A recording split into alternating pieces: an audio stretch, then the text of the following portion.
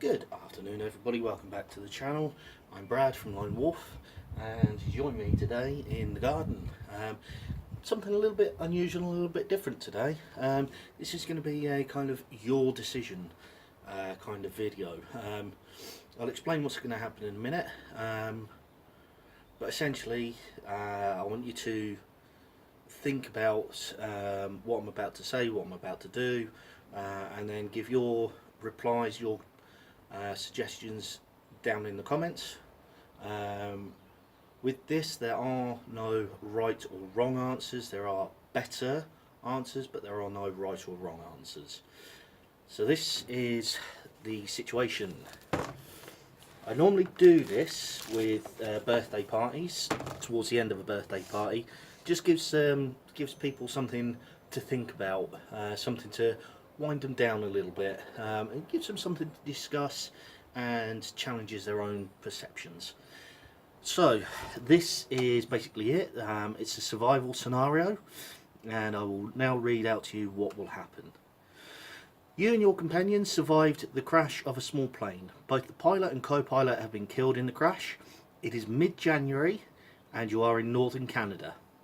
The daily temperature is 25 degrees below zero and nighttime drops to nearly 40 degrees below zero. There is snow on the ground and the countryside is wooded with several creeks in the area. The nearest town is 32 kilometres away, which is about 20 miles away. You are dressed in everyday clothes unsuited to the weather. You have no experience in the wilderness, survival or any other outdoor experience at all. The original intention of this trip was to learn these skills. The group have managed to survive 10 days without any sign of rescue.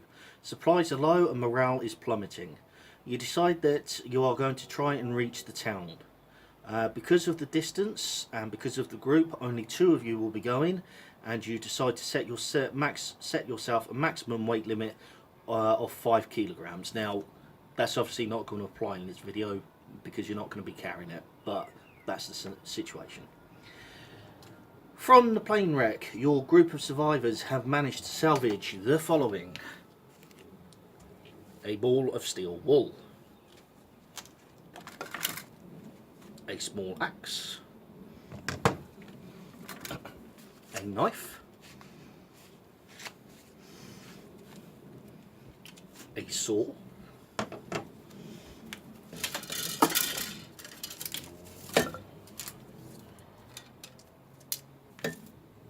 a bow with 4 arrows, and yes, it is my compound bow. I normally use the compound bow because people can't draw it back and play with it. A small tub of Vaseline, a cigarette lighter with no fuel,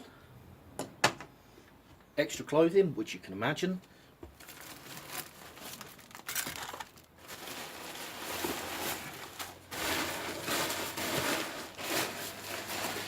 a large tarpaulin. I actually put that under the table to make good sense.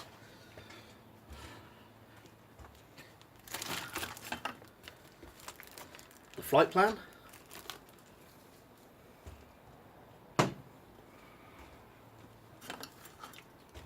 a 1 litre bottle of 60% proof vodka. It's not actually vodka, by the way, it is just water. 1 compass,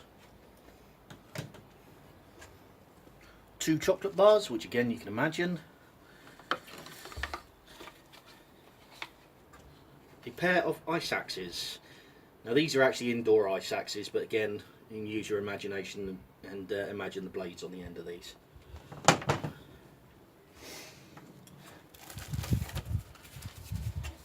One and a half kilos of food in a sealed container.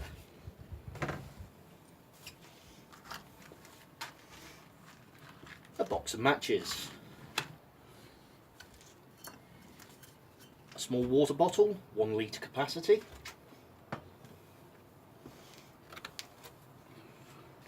A walking stick, telescopic.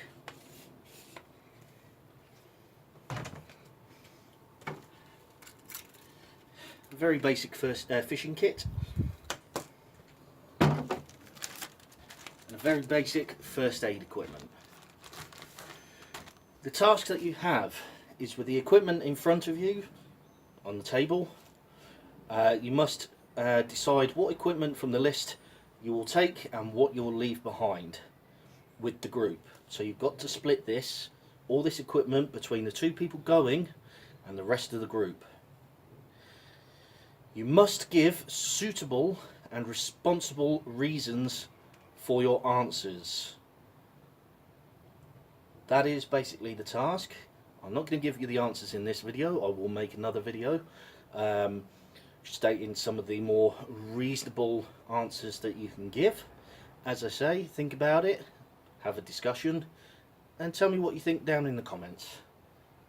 And I will be back later on, probably in a couple of days' time, to give you the better answers to this little quiz.